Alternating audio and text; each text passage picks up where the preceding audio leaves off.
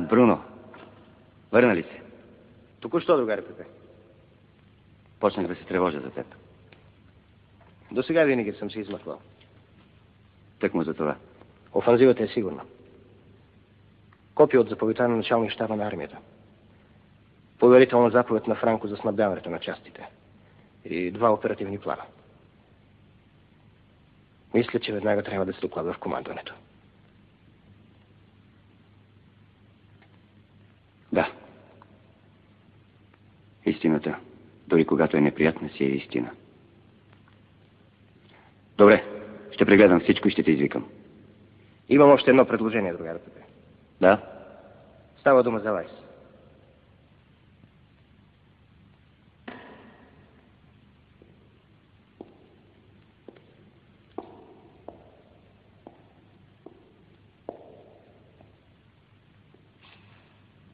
Ако си дошъл да защищаваш Сергей, излишно е.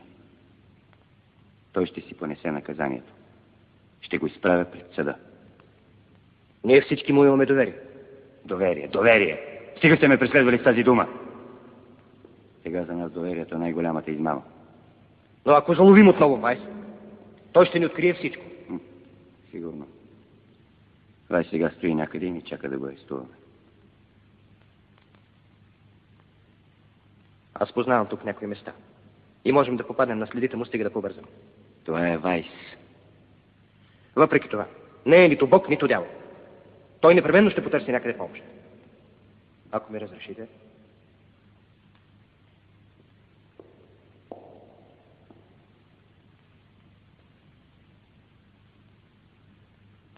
Добре, Бруно. Върви.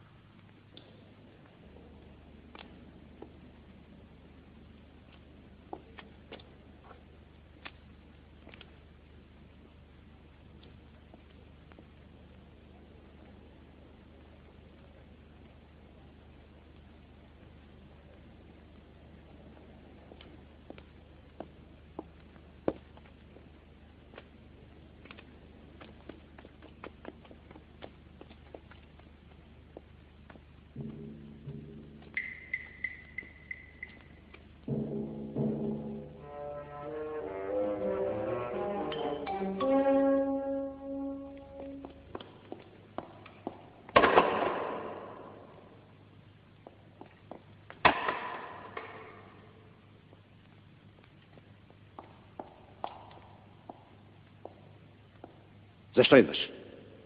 Положението е сериозно. Разкриха ли? Все още не. Тогава?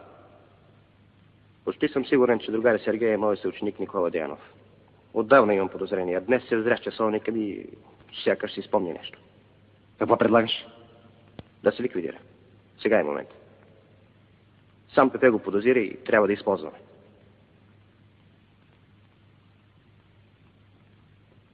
Разбирам те.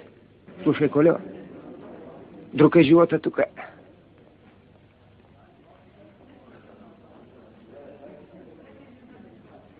Абе, защо не ме вземете в контраразузнаването? Само ти си ни потрябвал. Аз съм сам за тази работа, човек. 3 пъти съм ходил за език и никой не съм се връщал с празни ръце. Ти какво си мислиш, че има в тая глава? Аз съм продавал вестници, ама съм ги и чел. Женете, бе, Коля. В цяла Испания няма да намерите такъв испанец като мен.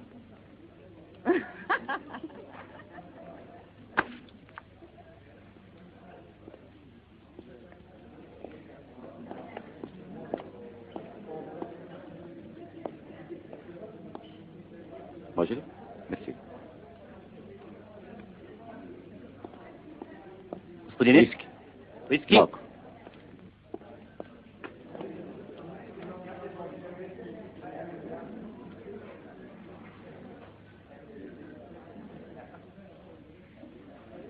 Митко, помниш ли ония купалдак монката Каназирев? Помня го, как не я го помня. Какво сети за него? Знаеш ли къде е сега? Германия. Като завършим гимназия, да те го изпрати там да учи. Какво учи? Не я знам, учи нещо. Каназиревско. Как се трепят хора. Слушай, а ако го видиш сега, ще го познаеш ли? Тебе няма да познае. В него ще го оцелва от 1 километър.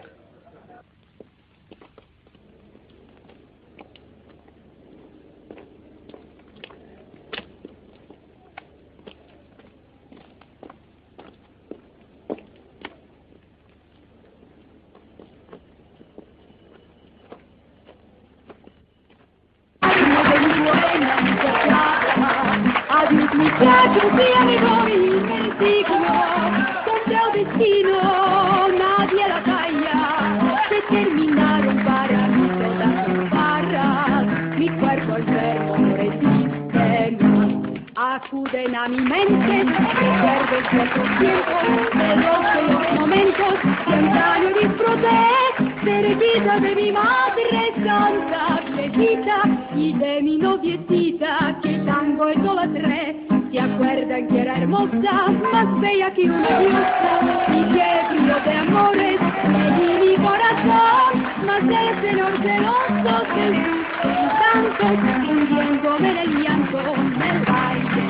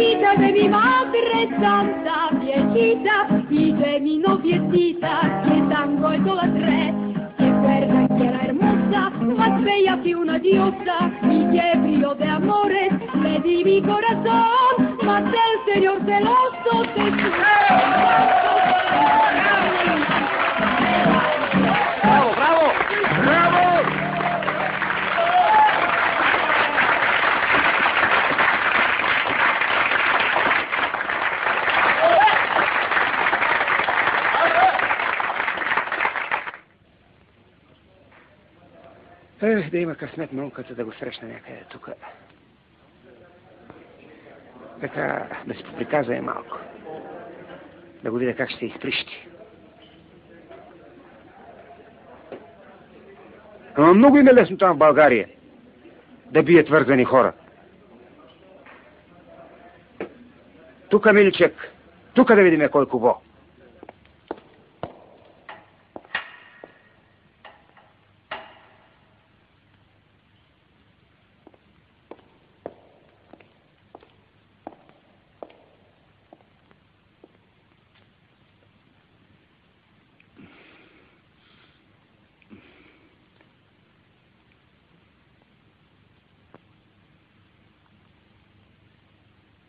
Хайде, почвай.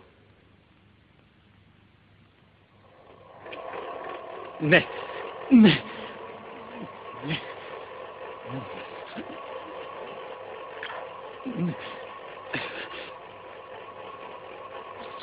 Спрете! Спрете! Повече ще назад. Той ми отключи врата. Той ми отключи врата. Той ме изведе навън.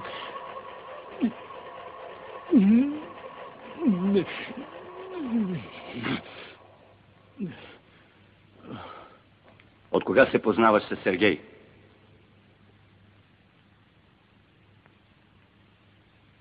Не го познавам. Той ми даде знак да мълча и ме освободи. Каза ми само да предам на шефа поздрав от Сергей. Шефът ти в Мадрид ли е? Не знам. Ще узнаеш. Всичко ще си кажеш. Този път няма да ти се размине. Моля ви, развържете ме. Ако обещаете, че няма да ме убиете, ще ви кажа всичко. Моля ви.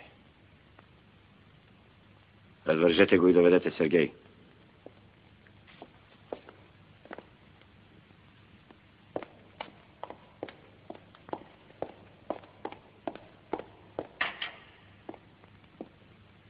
Ако окаже съпротива? Каква съпротива? Доведете го.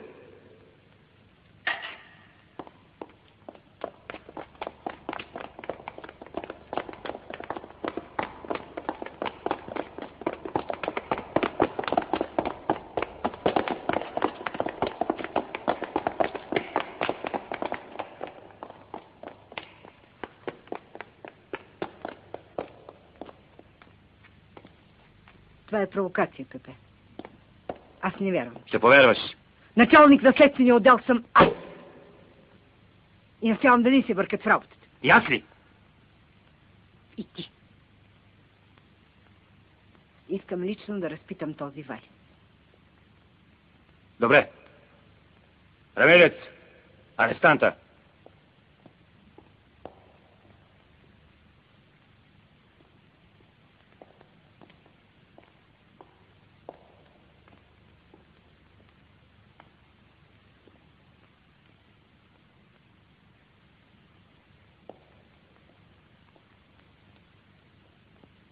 Винаги избързваш, Пепе. Ако загубим войната, ще я загубим, защото сме бавни. Ние нямаме право да грешим, Пепе. Фернанда, знам твоята слабост към българина. Тя беше и моя слабост. Ти нямаш достатъчно доказателства, Пепе. Повярвал си на един немски шпионин. След малко ще получа всички доказателства. Не мога да повярвам, че Сергей е немски агент. Иначе сама би го ликвидирала. Вай си избягал.